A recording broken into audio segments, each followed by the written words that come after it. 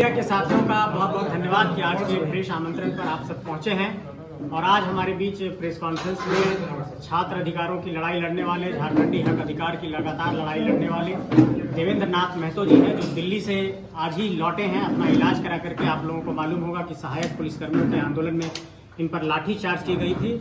उसके बाद लगातार इनका इलाज रांची के रिम्स में हुआ और उसके बाद दिल्ली के गुरु नानक अस्पताल में इनका इलाज हुआ। हमारे बीच मौजूद हैं छात्र नेता मनोज यादव जी, जो लगातार छात्र अधिकारों की लड़ाई लड़ते रहे हैं, और योगेश चंद्र भारती जी, वो भी लगातार छात्र हितों की लड़ाई लड़ते रहे हैं।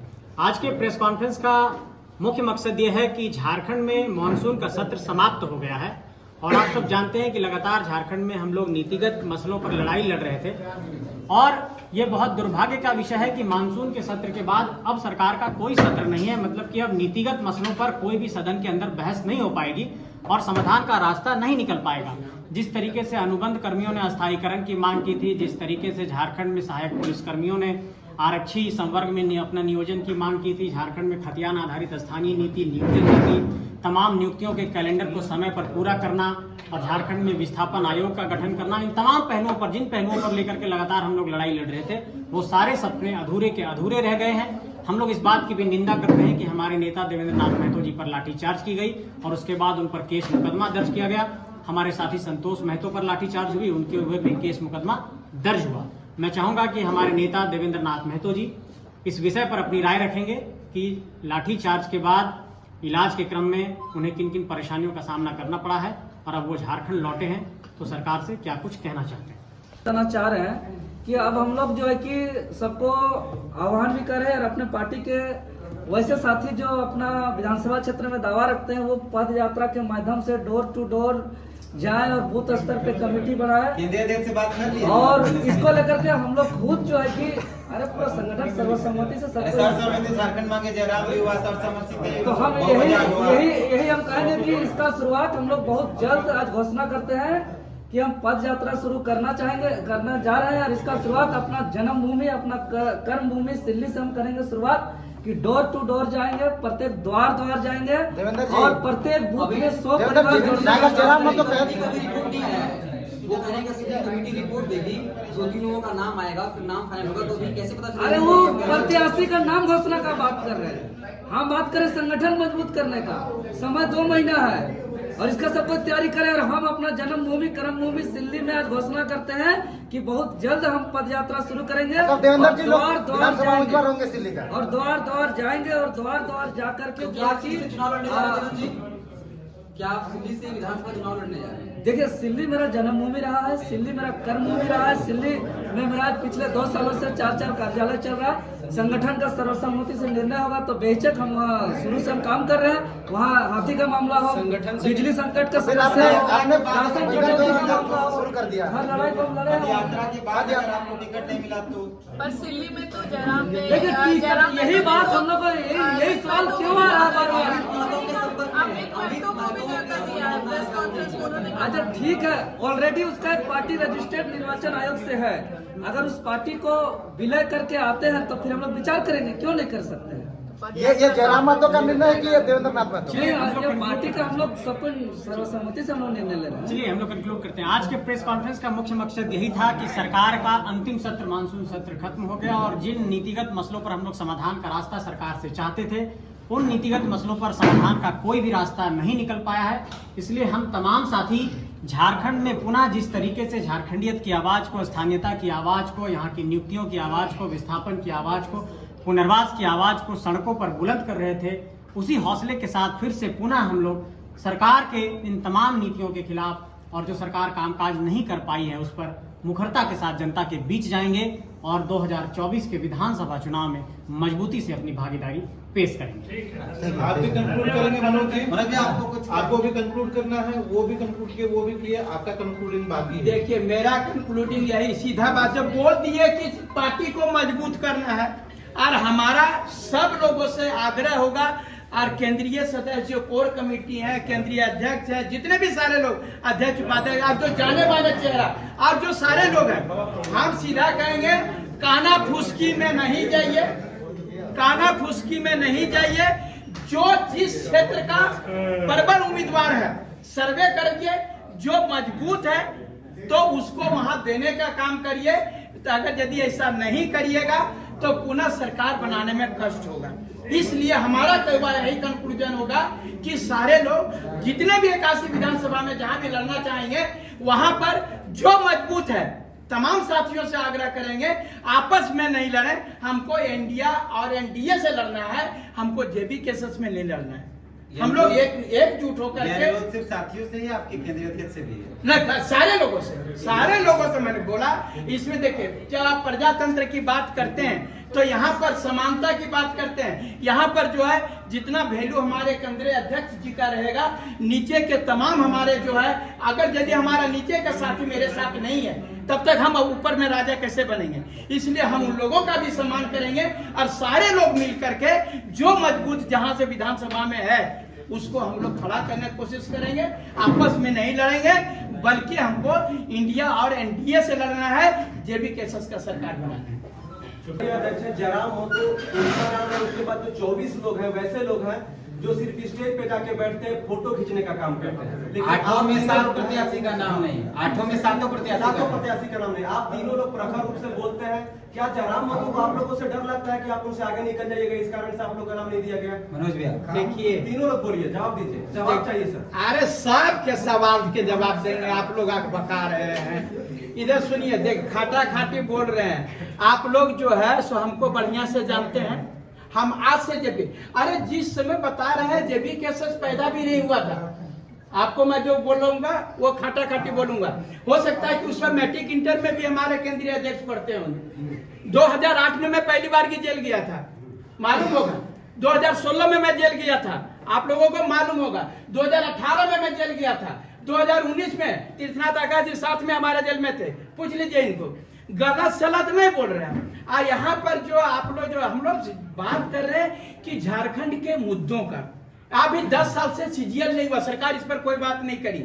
6 साल से कोई जो है टेट परीक्षा नहीं हुई, उस पर कोई बात नहीं कर रहा है। ये सब सरकार खाली धर्म पर ऐसे वैसे करके और लोग राजनीति को जो उलझा दे रहा है, यहाँ पर झारखंड के हित के बारे में कोई बात नहीं कर रहा है। हम लोग बात कर रहे हैं कि हम लोगों का एकमात्र उद्देश्य है जिस झारखंड का सपना आप लोग देख रहे हैं उस झारखंड को साकार करने का। आप बोलते हैं 1932 खतियान लाएंगे, 1932 खतियान, फलना मुख्यमंत्री बन जाएगा, चिल्ला मुख्यमंत्री। अरे पहले विधायकवा तो बनाओ तब ना मुख्यमंत्री बन जाएगा। तो आपके केंद्रीय अध्यक्ष इस बात को कहते हैं, लोग लुभान भाषण से सवाल नहीं दबाइएगा। सवाल मूलतः यह है कि आपके केंद्रीय अध्यक्ष जब प्रेस कॉन्फ्रेंस किए थे तो उन्होंने स्पष्ट तौर पर कहा किसी को कहीं जाना है तो वो पहले बता दें। आप पर भी ये आरोप है कि आप के कई ऑडियोज हैं जहां आपने अपने केंद्रीय अध्यक्ष पर कई गंभीर सवाल उठाए हैं। क्या कुछ टूट है अंदर?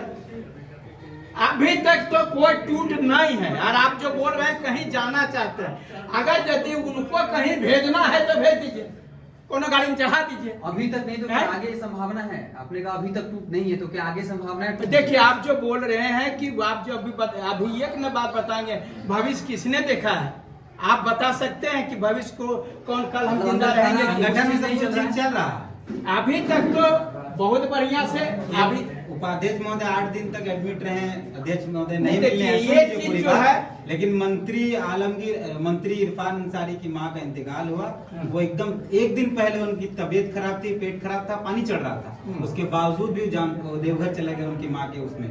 तो ये तो नहीं लगता है कि सब कुछ ठीक चल रहा है। देखिए ये आप जो बोले कि वो कैसे चले गए वहां और यहाँ पर केंद्रीय उपाध्यक्ष के पास क्यों नहीं आए, ये तो अब उनके मन के बाद हम आपको बता सकते हैं। हमारे मन में क्या चल रहा है दूसरा कोई बता सकता है? आप केंद्रीय अध्यक्ष महोदय अगर यदि वहां गए और यहाँ नहीं आए तो ये सवाल मैं समझ रहा हूँ कि उनसे कहते कि आपके मन में क्या था। तबीयत ही खराब बहुत ज्यादा रहता तो सवाल हम लोग बेहोश हो गए, हमेशा बेहोश हो जाते हैं, पानी चढ़ने लगता है, इससे ज्यादा सवाल उनसे नहीं कर पाते हैं। देखिए जवाब देते हैं इसलिए आप लोग हमको जो हम भगवान की कृपा से स्वस्थ हैं, आपको जितना सवाल पूछना है उतना सवाल दीजिए। जब हम वह लाठी कपार फट गया, कब खून बह रहा था, उसके बावजूद भी हम लड़ने तैयार थे। हम बेहोश नहीं होते हैं, हम खाटी झारखंडी हैं।